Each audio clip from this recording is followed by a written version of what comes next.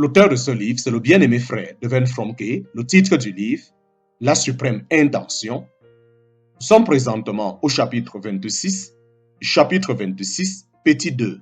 Chapitre 26, petit 2.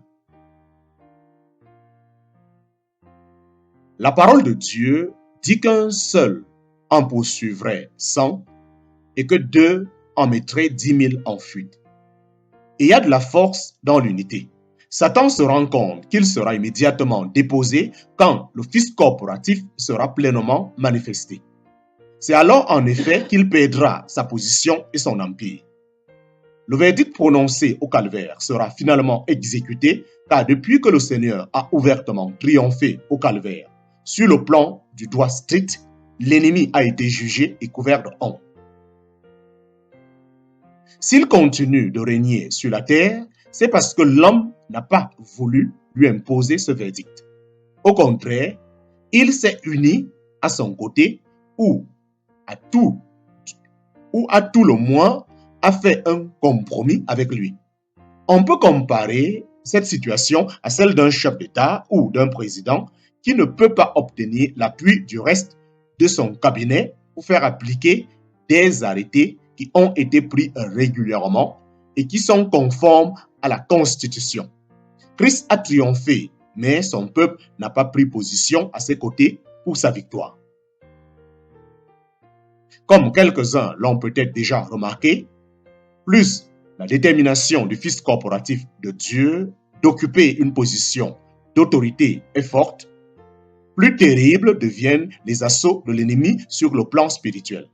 Aussitôt que le Fils corporatif sera manifesté dans la gloire, aussitôt qu'il sera solidement debout et uni à la tête sur tous les rapports, l'ennemi sera précipité des lieux célestes et engagera les hostilités sur la terre avec une furie inégalée. Le combat livré par l'Église a toujours été une lutte spirituelle. Et c'est sa victoire dans le domaine spirituel qui déclenchera cette douloureuse tribulation et cette terrible colère qui doivent précéder la victoire finale du Fils. À cause de la fureur de Satan contre la terre, la guerre déploiera ses effets jusque dans l'ordre physique et naturel dans une bien plus grande mesure qu'auparavant. En parenthèse, Apocalypse chapitre 12, versets 9 à 12. Aux yeux de beaucoup de personnes, il peut sembler que la grande bataille qui fait rage déjà maintenant sur la terre soit celle que se livrent le capitalisme et le communisme. Mais ce n'est là qu'une manifestation de surface. Si nous voulons comprendre le vrai conflit spirituel, nous avons 3 conditions à remplir. Première condition, reconnaître le fondement et la structure du gouvernement. Deuxième condition, discerner les conceptions fondamentales des différentes formes de gouvernement. Et troisième conception, comprendre l'intention suprême de Dieu dans la question du gouvernement du monde. Examinons l'une après l'autre. Aux yeux de beaucoup de personnes, il peut sembler que les grandes batailles qui font rage déjà maintenant sur la terre soient celles que se livrent le capitalisme et le communisme. Mais ce n'est là qu'une manifestation de surface. Si nous voulons comprendre le vrai conflit spirituel, nous avons 3 conditions à remplir. Première condition, reconnaître le fondement et la structure de tout gouvernement. Deuxième condition, discerner les conceptions fondamentales des différentes formes de gouvernement. Et troisième condition, comprendre l'intention suprême de Dieu dans la question du gouvernement du monde. Examinons-les l'une après l'autre. Première condition, le fondement du gouvernement. Première condition, le fondement du gouvernement. Il existe 2 notions fondamentales opposées concernant le gouvernement et les droits de l'homme. Première notion, Depuis longtemps, une partie de l'humanité reconnaît que c'est Dieu qui est la source de toute autorité, donc, parce qu'il est fait à l'image et à la ressemblance de Dieu, l'homme est doté de certains droits inalignables, tels que la liberté, la possession de biens matériels, le droit au travail, etc. Premièrement, il existe deux notions fondamentales opposées concernant le gouvernement et les droits de l'homme. Première notion, depuis longtemps, une partie de l'humanité reconnaît que c'est Dieu qui est la source de toute autorité.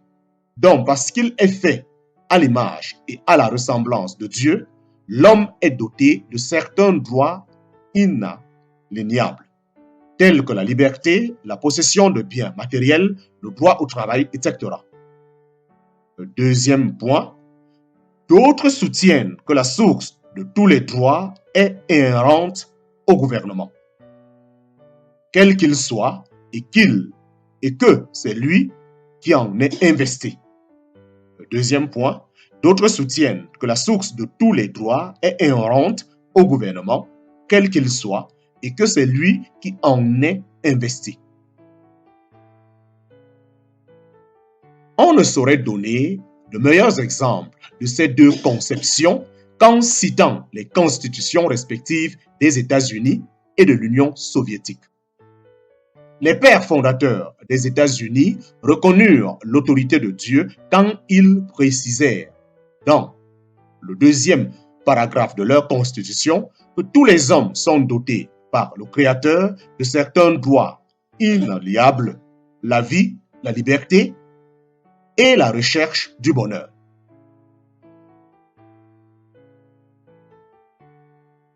Les pères fondateurs des États-Unis reconnurent l'autorité de Dieu quand ils précisèrent dans le deuxième paragraphe de leur constitution que tous les hommes sont dotés par le Créateur de certains droits inaliénables, la vie, la liberté et la recherche du bonheur. Par contraste, sous le régime totalitaire tel que le prévoit la Constitution soviétique, c'est l'État qui est investi de tous les droits et c'est lui qui en dispose. Vous voyez la différence? Vous voyez la différence? Si les droits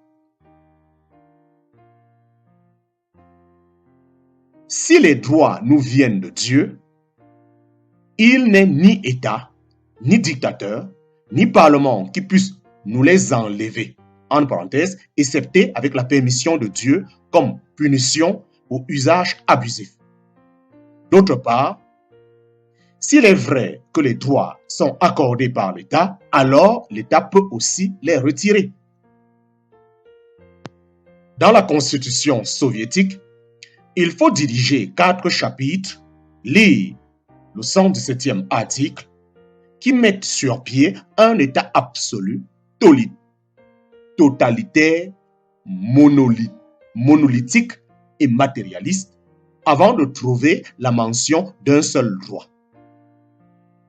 Après avoir attendu si longtemps et essayé d'absorber tout ce verbiage communiste à double sens, on est naturellement tout à l'expectative d'apprendre quels sont les droits accordés au peuple. Lesquels est le premier, pensez-vous, c'est le droit au travail. Pas question de droit à la vie. Mais tous les droits accordés au peuple, 6 ou 7, sont garantis par l'État. Tout cela est révélateur d'une différence fondamentale. Ou bien l'État existe où la personne, en parenthèse, comme dans notre pays, ou bien c'est la personne qui existe où l'État, en parenthèse, comme en Union soviétique. Aux États-Unis, comme en Suisse ou en France, la personne a des droits qui sont indépendants de l'État. Chez les soviets, il n'existe aucun droit inaliénable. Tous peuvent être retirés par l'État qui les a octroyés. Ainsi, l'État usurpe la place de Dieu. Le système soviétique est virtuellement athée.